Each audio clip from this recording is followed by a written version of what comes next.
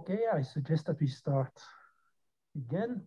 Our next speaker is Matthias Hutzler from the University of Augsburg, and he's going to talk about gluing classifying toposes.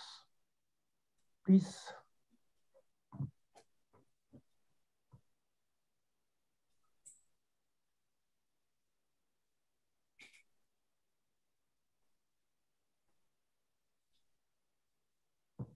We don't hear you.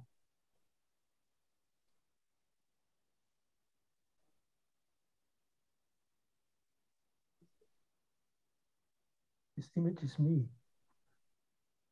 We can't see you either. Ah.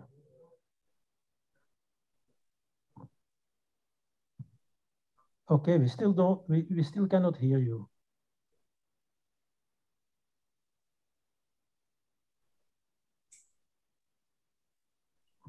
Probably. So we believe that there is a problem with your microphone.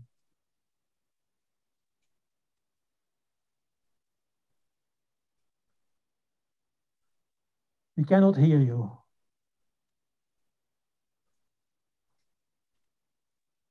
No, it doesn't work.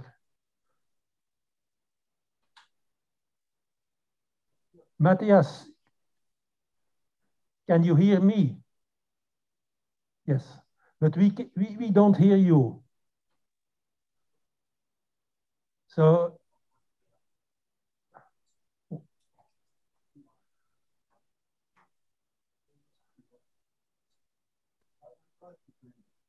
yeah.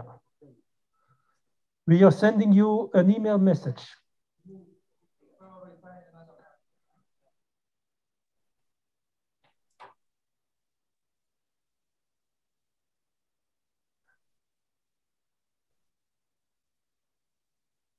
One of the things to do is to have two computers at hand so that you can switch from one to the other.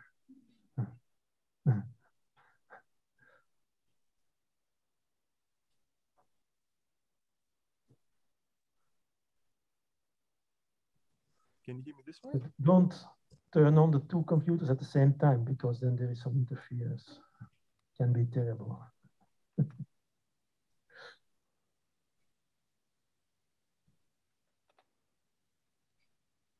Hello?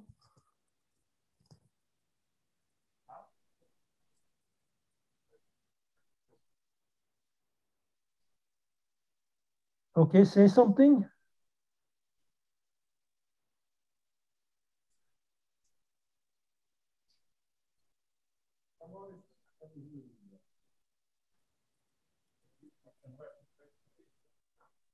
Try to speak now.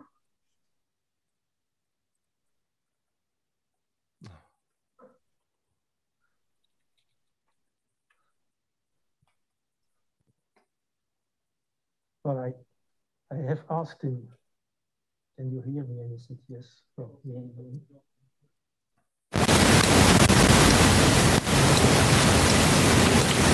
Can you hear me now?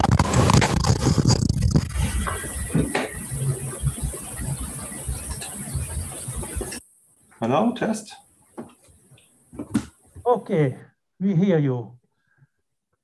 Okay, then you can start your talk.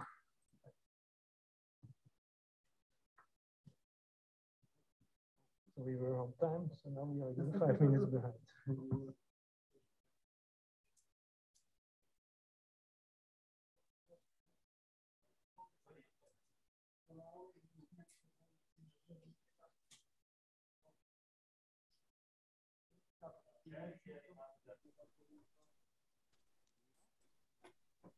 Okay, we don't hear you.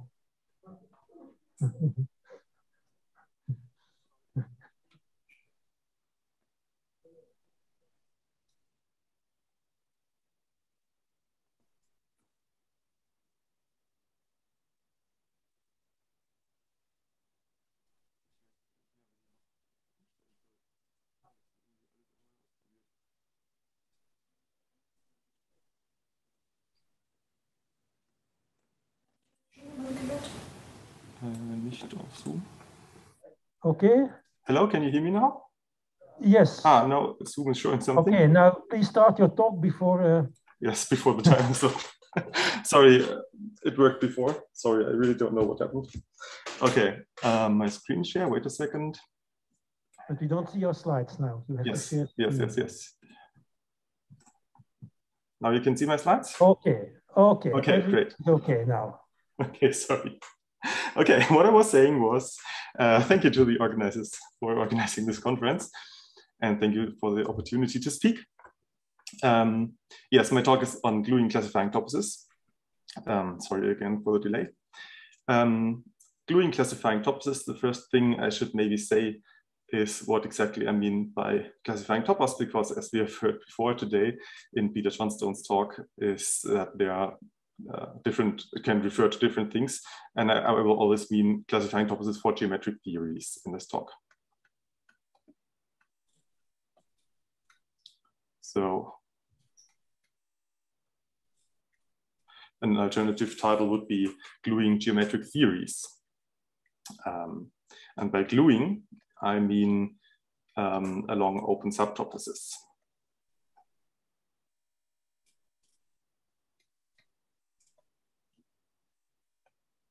So what I want to do is, if I have some toposes for which I know the classified geometric theory, and I glue these toposes together along open subtoposes, then I want to know a classified theory for the result for the glued topos. So the gluing here is not referring to the classical Artin gluing, but there is a connection, but I will not talk about that in the talk. Okay, so classifying toposes for geometric theories, we want to glue them along open subtoposes. So first, as a motivation, what is a nice way to present a Grothendieck topos? Of course, there are many different answers, but in this talk, my position will be that the nicest way is to give a geometric theory. So I will view a geometric theory as a syntactic presentation for a Grothendieck topos. So this is the notation. E is the classifying topos for the theory T. And for every geometric theory, there is a classifying topos. And for every Grothendieck topos, there is a geometric theory classifies. So we can speak of a syntactic presentation in this way. Okay, but then I think a more or less obvious question is how to calculate with theories. What I mean by that is we know some well-known constructions with toposes. And in particular, when we think about toposes as generalized spaces, then we have a couple of things in our minds what we can do with spaces. And the question is, what's the analogous construction with theories? And here's a very first example. So let's take two toposes. One classifies as theory T1, the other classifies as theory T2. And now let's take the product of these toposes. And by product, I do not mean the product category, but I mean the product topos, okay? So the product category would be the co-product in the spaces picture, but I mean the product of these generalized spaces. And then the question is, do we have geometric theory which is classified by this product? Of course, there's a general answer to this. As I already said, every Grothendieck topos classifies some geometric theory. So it is trivial that this question mark can be filled in some way, but I want to have a nice construction out of the theories T1 and T2. And in particular, I like to think of geometric theories as syntactic presentations for Grothendieck toposes because it is sometimes a very concise and even simple sounding presentation. For example, the big Zariski topos over the integers is the classifying topos for local rings. And I would say that I can write down theory of local rings in quite a short amount of space. And yeah, of course, you need all the machinery to actually get the topos out of that, but it is a very concise description. Okay, so in this very first example, the answer is not too hard because a geometric morphism into this product is, by the universal property, a geometric morphism into the first factor and one into the second factor. And this means that it is the same as a T1 model and a T2 model in the topos where the geometric morphism starts. So we would like to write a theory here such that a model of the theory is a model of T1 and a model of T2. And that's simple. I'll write it as T1 plus T2. And this is supposed to mean just take everything from the theory T1 and everything from theory T2 and put them next to each other disjointly. So we call that geometric theory consists of sorts, symbols, and axioms. And we just take all the sorts of T1 and T2 and the symbols and the axioms and put them next to each other. And this is the theory T1 plus T2. And a model of that is, of course, a model of T1 and a model of T2. Okay, when I say is the same as, of course, there are equivalences of categories going on in the background, and I will not spell this out, but I think this is quite intuitive. So this is the product of two spaces, but something else, the co-product of two spaces. So if I take the co-product of two toposes, then I think it's not so obvious how to find a classified theory for this co-product, because a model for this theory should not be a model for T1 and one for T2. Instead, it should be one for T1 or for T2. But how do I express that? Because if we start with the theory T1, then I've already required a model of the theory T1. I cannot undo that. I cannot say, okay, but maybe I didn't really want a model of T1. I have to find some way to express this. And this is something that we will do in this talk. And okay, so this is the situation that I have two spaces that I want to put next to each other, but more generally, and this is now actually the situation that is meant in the title by gluing toposes. If I have a topos E, and I can cover it by open subtoposes, and they may of course intersect. So these here,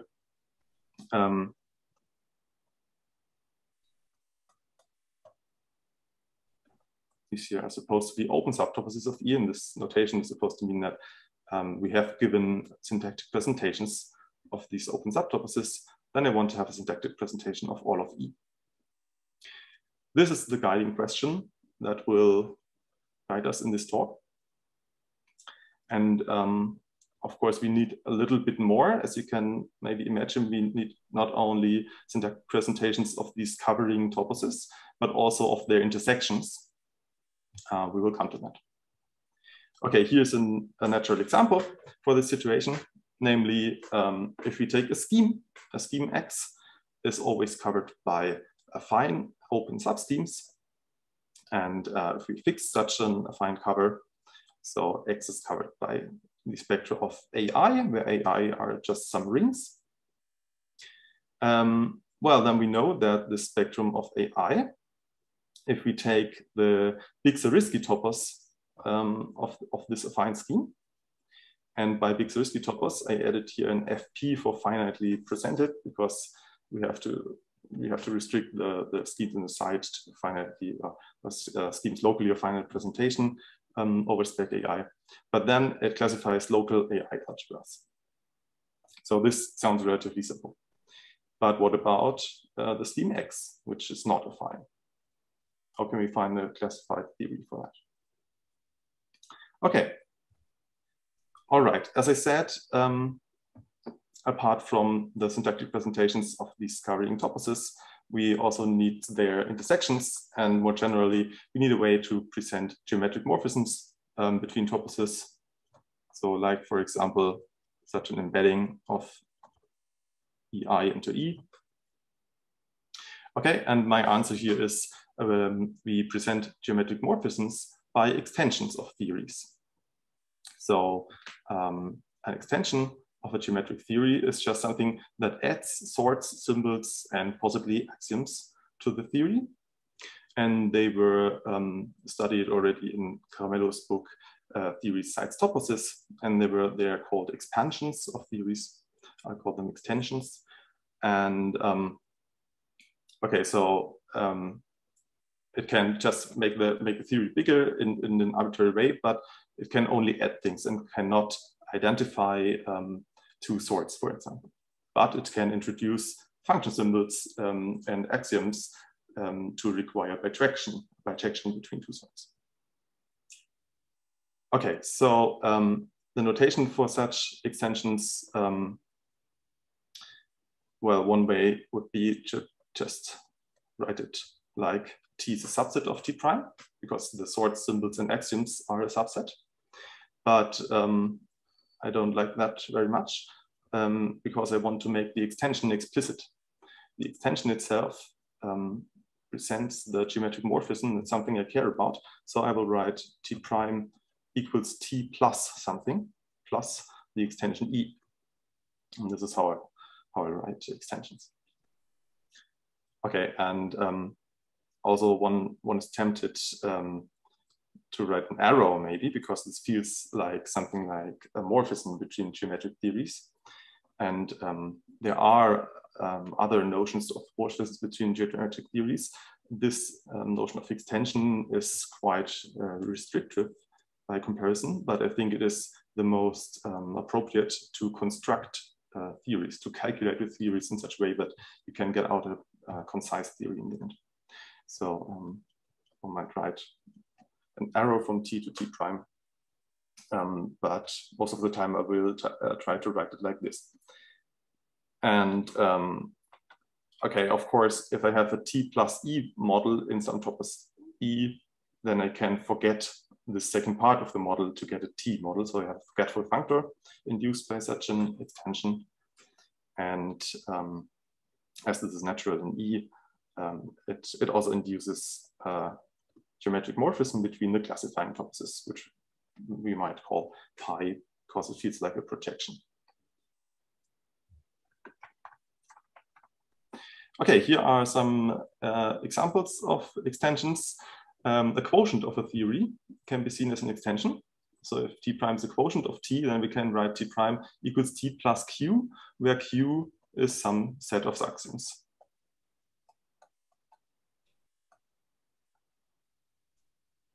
Okay, but this is of course not all. A nice example, I think, is if we start with the theory of rings and we want to know how to compare it with the theory of R algebras for some fixed ring R, then we can say, well, R algebra structure is an extension of the theory of rings. And if we add this extension, then we have the theory of R algebras.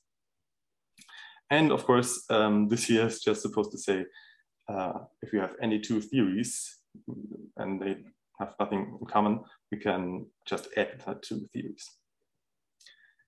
So we can always pretend that a theory T2 is an extension of any theory T1. Okay, okay, so here's a theorem about these extensions, namely every geometric morphism into a classifying topos is actually of the form that it is this projection geometric morphism for an extension. And this is just the reason why we can actually think of a good way to present geometric morphisms by these extensions, because every geometric morphism is of this form. And there's more to it, namely this geometric morphism here could be localic, or it could even be an embedding. And then we can choose this extension E here as a localic extension or a quotient like above, respectively.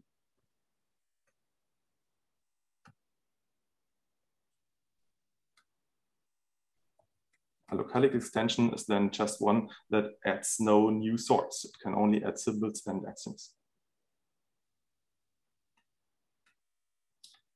Okay, and my feeling is that this three steps of general extensions, localic extensions, and quotients is quite important. Okay, now let's be optimistic and just try to start to build our theory T for the topos E, assuming that we can cover E by such open subtoposes.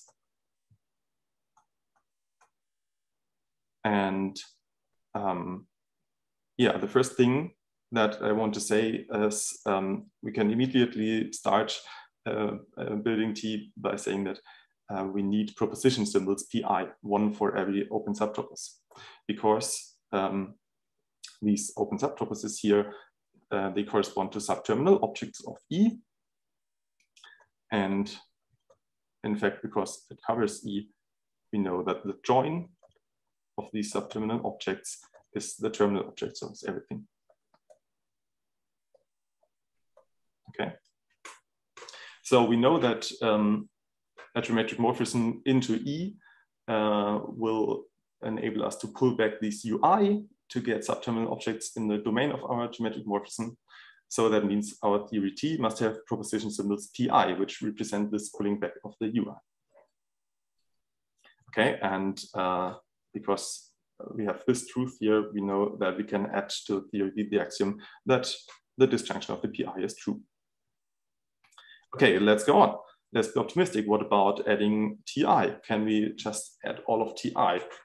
And the answer is no, because there will not be a canonical Ti model in E. Okay, there will be a canonical Ti model in EI.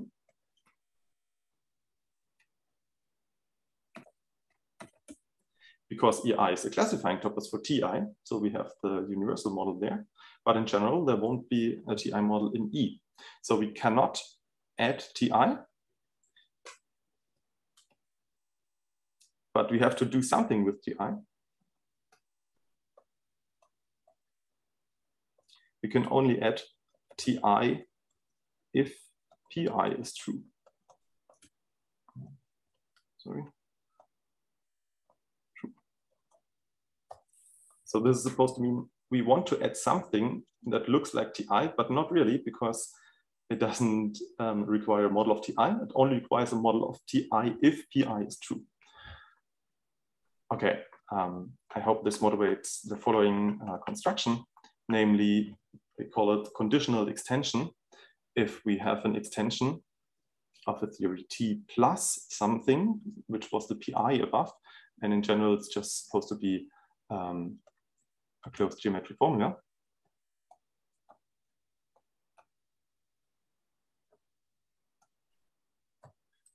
So we have an extension of that. Then we can say, okay, I want to add this extension, but only if this geometric formula phi is true. So this is, or this is T plus E if phi is true. Okay, and now the question is, can we express that syntactically as a geometric theory? And the solution is as follows. For the sorts of E, we add these sorts for E over phi, but with an additional axiom, namely, we require the sort to be empty if phi is not true. So there's no additional data if phi is not true. And I can express that as if there exists something in the sort A with no special properties, so just write top here, then phi must be true. Okay. And similarly for relation symbols, if there exists values such that the relation symbol is satisfied, this can only be the case if phi is true. So if phi is false, we have no additional freedom by adding this R. Okay, and for the axioms, it's a little bit different. Namely, if we have an axiom phi entails chi, we cannot add this as is, but we have to replace it by phi and psi and phi entails chi.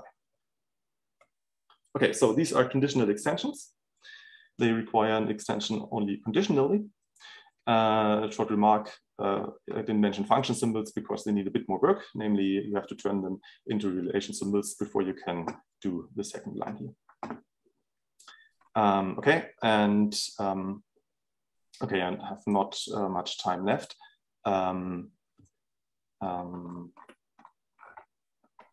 So here are, okay, this is our example from before. What if I take the disjoint union of two toposes? Then I can answer this now, namely it classifies proposition symbols. So I first need proposition symbols P1 and P2. And then I want to say that one of them is true, but they're not both true.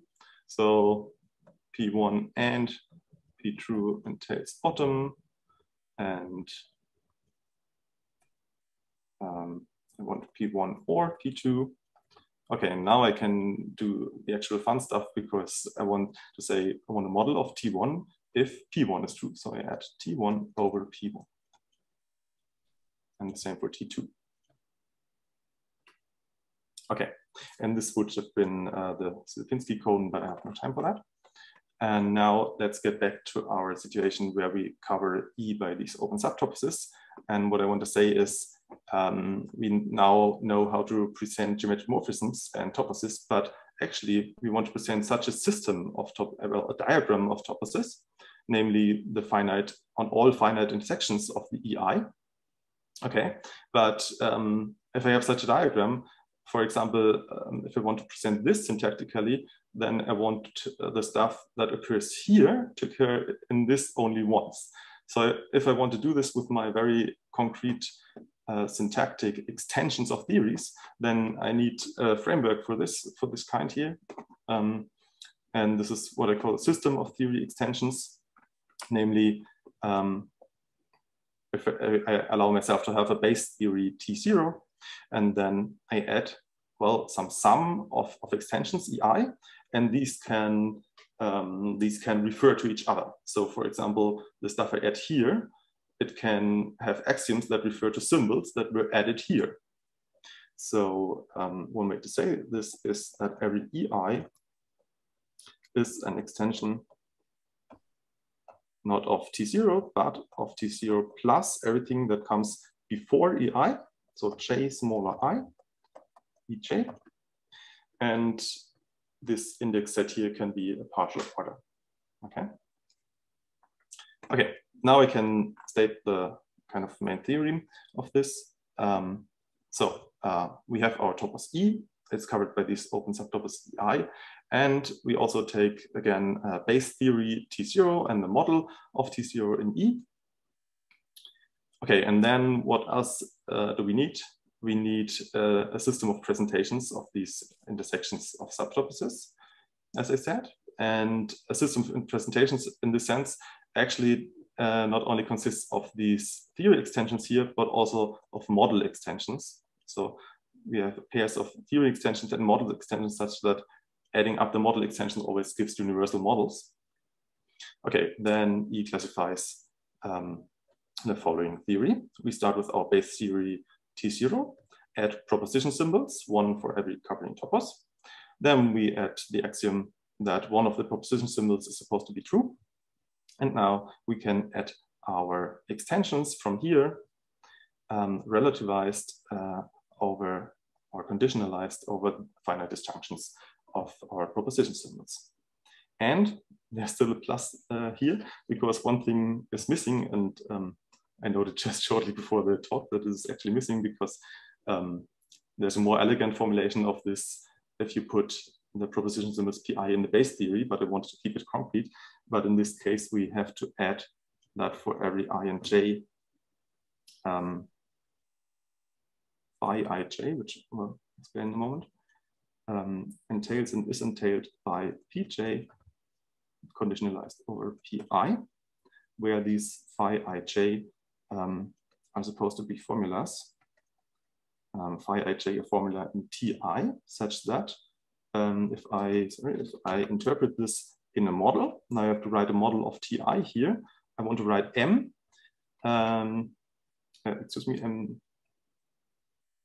m0, sorry. Okay, so I can take all of m0, I have to restrict it to ei, and if I then interpret phi ij in this model, I want it to be equivalent to pj. Okay, sorry, this was a bit confused, but So the general idea is if I have a system of presentations for my subtoposes, then I have to take these conditionalized extensions here. And the fact that I was a little bit confused here maybe shows that this it is kind of non-trivial if you formulate it this way. Okay. Okay, I think there's no time for a proof sketch, so thank you very much.